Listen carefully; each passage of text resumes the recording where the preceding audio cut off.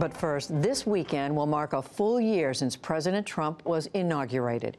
It has been a week of good economic news, which he touted today, including the Dow Jones Industrial Average quickly cracking the 26,000 mark, and Apple announcing that it will bring huge overseas profits back to invest in the U.S., paying tens of billions of dollars in taxes.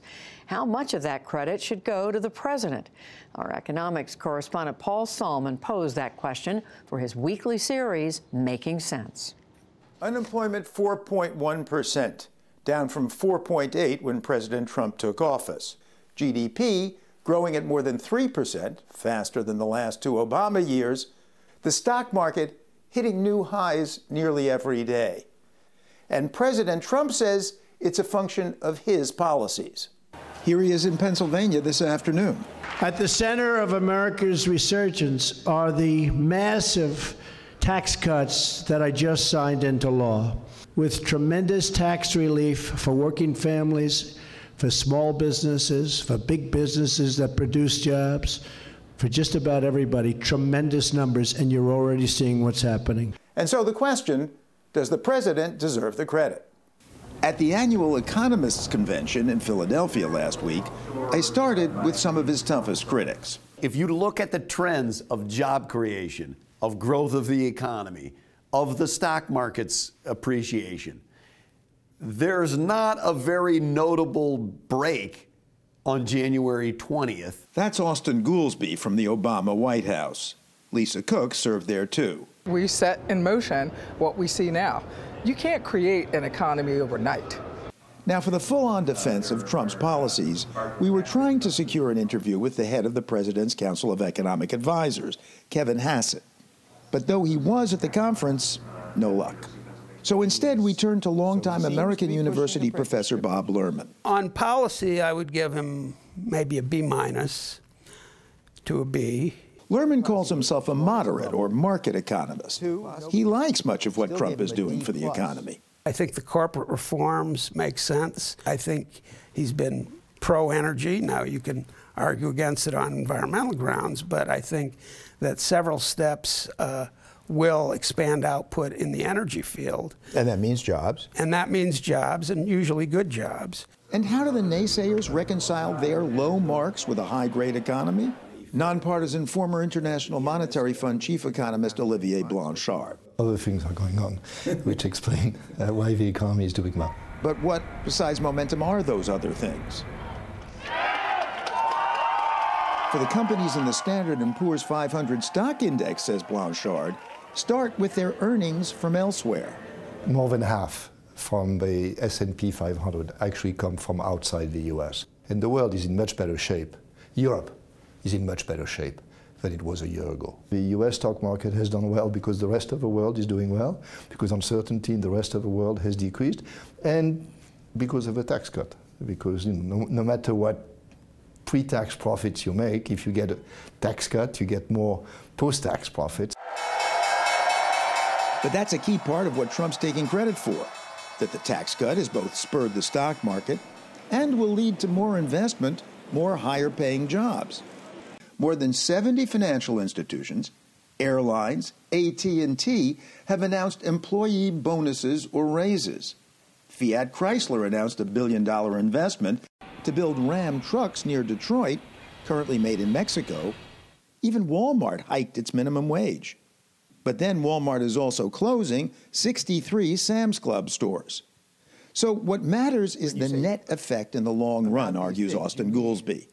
Because in the nearer term, for individuals, say, the tax bill is a small temporary cut to taxes for a small number of middle-class people and a very large permanent tax cut of high degree of windfall handout. It is not geared toward the people that elected Trump. This piling on of the continuing income inequality trends that have been there for a while. It's not as though President Trump created that. They've been going for decades. Republicans, Democrats. I just don't understand the argument that let's try to steer the tax code to pile on to the trends that have already been disturbing. And here's another long-term negative, says libertarian economic historian Deirdre McCloskey.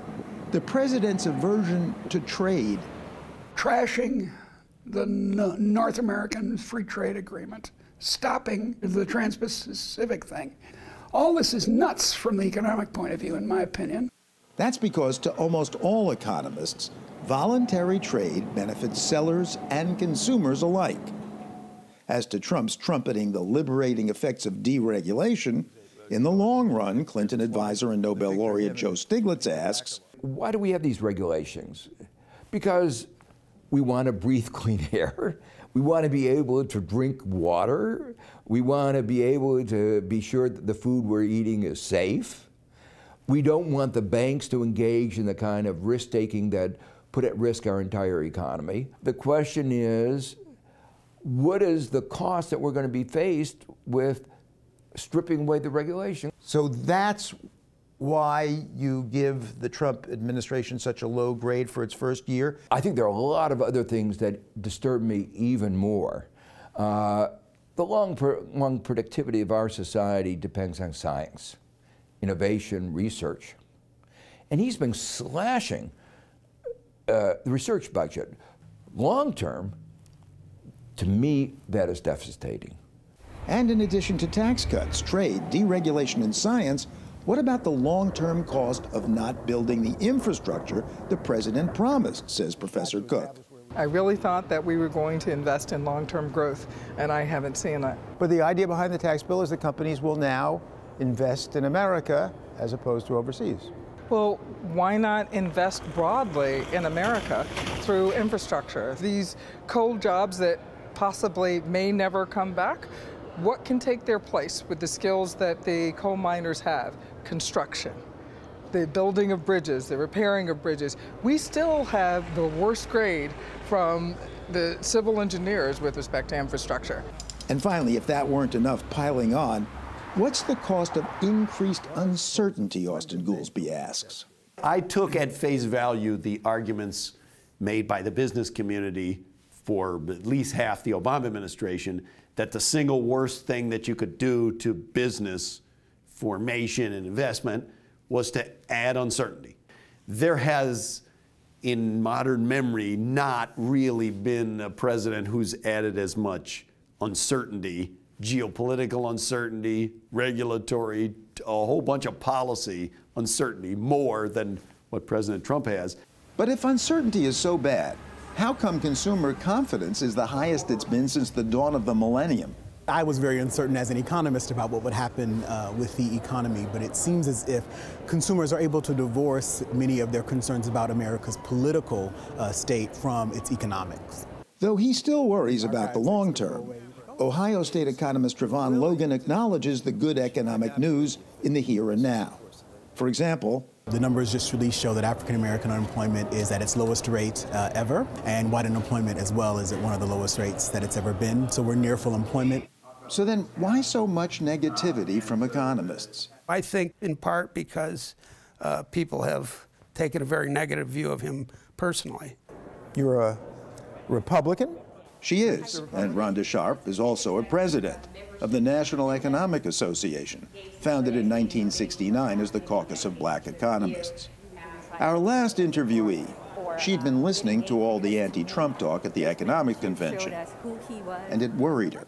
I think that he probably has the ability to reinvent himself in ways that we haven't seen other politicians. I think the big question is going to be which way that goes.